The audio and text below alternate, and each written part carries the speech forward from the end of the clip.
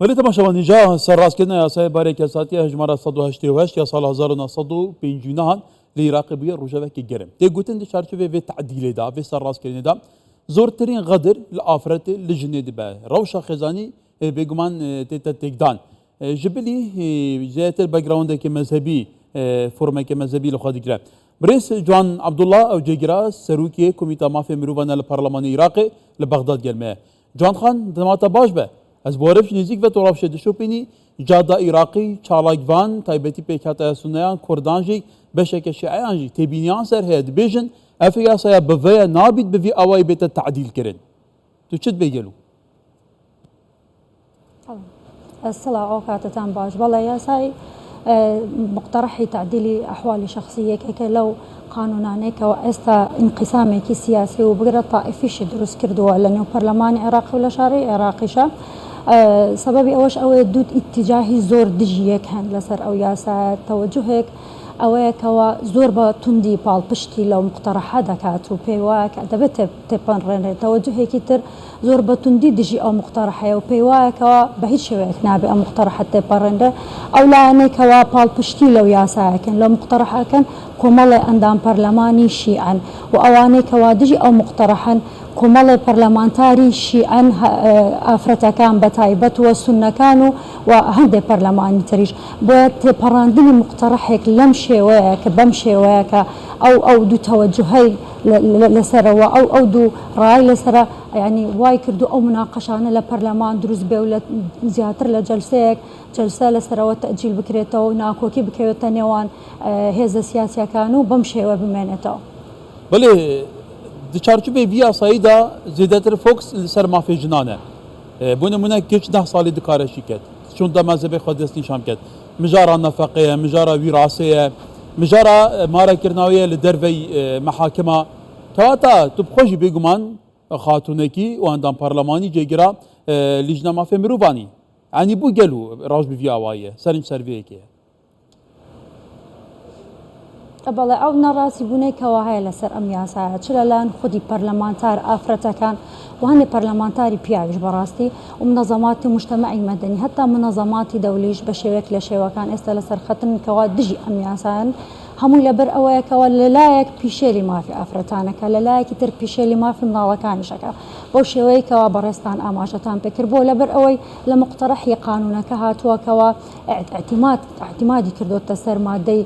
چواردەی دەستوری عێراقیەوە کاتێ باس لەوەکە کە عێراقیەکان ئازادن لەوەی کەوا لە ئەحوالی شخصیەوە مەذهبێک چەند مەذهبێک هەڵبژێرن چ دیانەتێک هەڵبژێرن جۆرە تەناقوز دروستەکە لەبەرەوەی هەندێک لەو مەذهبانەی لە عێراق تەطبیقەکرێ ئەو نەسانەی لە خۆی گرتووە زۆر پێچەوانەی پاراستنی مافی ئافرەتان و ژنانن بۆ نمونە خۆت جەنابەت ئاماژەت پێدا قانونی ئەحوالی شخصی ئێستای نافز لە عێراق زۆر بە شێوەیەکی هاوسەنگ حقوقی ئافرەت و پیاوی پاراستۆ لە بەرامبەر یەک بۆ نمونە ئەگەر وابێ ئەو ئازادیە بدرێتەوەیکەوە ئەو کەسەی زەواجەکە لەسەر چ مەذهبێک زەواج بکە مەذهب هەیە بۆ نمونە قانونی جەعفەری تەمەنی زەواج لە 9 ساڵیەوە بۆ ئافرەت ڕێگەی پێدا بۆ کوڕ لە 15 ساڵیەوە کەچی لە قانونی ئەحوالی شخصی ئێستای نافز سنی بلوغ 18 ساڵیە و ینی لە 18 ساڵیەوە ڕێگە بە ئافرەت و بە پیاوە درێکەوە زەواج بکەن تەنها لە حالەتێک 15 ساڵیەوەش بە ئیزنی قازیە بێ ئەمە لەگەڵ ئیتیفاقیاتی دەولی و مەواثیقی دەولی و قانونەوە ینی ئەگونجێ ڕێگە پێدراوە بەڵام ئەگەر بەم شێوەیە بێ ینی مەذهبێک ئەوە کەس ئازاد بێ لە اختیارکردنی مەذهبێک ئەم مەذهبەش بەم شێوەیە بڕیار لەسەر ئەم پرسەیە بدا ئەمە دژی ئیتیفاقیاتی دەولیە و بەڵێ هەر لەسەر ئەمە جوان خان هەڵبەتە ریسێرچی ئەم بابەتان هەموو مەسائلەکان دروست هەتا لە مەسەلەی میراث لە مەسەلەی حەزانە لە مەسەلەی تەصدیقکردنی زەواج بۆ نمونە ئەگەر زەواج لە محاکمی عێراقی تەصدیق نەکرێ بە جەریمەی زەواج خارجان محکەمەدانرێ بەڵام لێرە بەپێ ئەو تعدیلاتە ڕێی بەوە داوەکەوە پیاوانی ئاینی زەواج ینی ئیبرام بکەن و تەصدیقیشی نەکەن لە محکەمەکە ئاساری خراپی لەوانە هەیە بێ لە مستەقبل کۆی گشتی ئەو مناقەشانەیەکەوە لەسەر ئەم تعدیلە ئەم مقتەرەحە هەیە ئەوەیە خەڵک مەترسی لەوە هەیە دەسەڵاتدان بە پیاوانی ئاینی دەسەڵاتدان بەوەیکەوە مەزهەبێکی دیاریکرا و خۆی فەرز بکاتن و لە مەسەلەی یەکلایکردنەوەی زەواج و یعنی تەلاق و هەموو ئەو مەسائلانەی کا پەیوەندی بە ئەحوالی شخصیەوە هەیە لەوانەیە وا بکە لە مستەقبل کۆمەڵێک کێشەی بەڵێ هەڵبەتە ریسێرچێکم کرد کۆمەڵێکی نووسەری دار عێراقی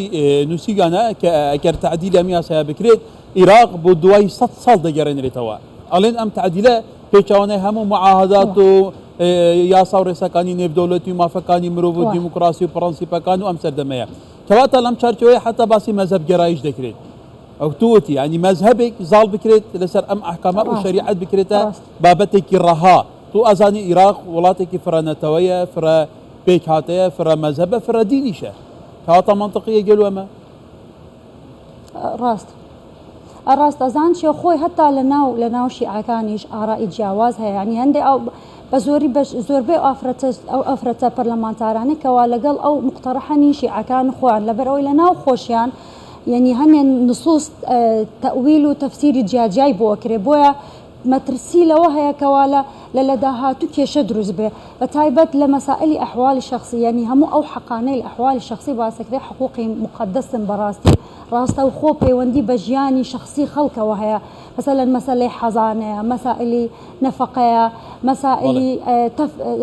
جودابوونەوەیە بۆیە ئەو ئافرەتانە ینی سەردەمێکە لە ناو ئەو وەزعەیە ئەژین ینی هەندێک شت ئەوان باسەکەن لەوانەیە بۆ ئێمە ئەو شتە نامۆ بێ بەڵام ئەوان لەناو ئەو ژیانەوە ژیاون و پێیان وە لە مستەقبەل خراپتریشە بێ بۆیە بە هەموو شێوەیەک ینی دژی ئەوەن کە ئەم مقتەرحە بەم شێوەیە تێپەڕ ببێت. برێز جوان عەبدوڵڵا جێگیرا سەرۆکی کۆمیتە مافیای مرۆڤان لە پارلەمانی عێراقی و لە بەغداد گەنمەوە گەلێک سوپاس.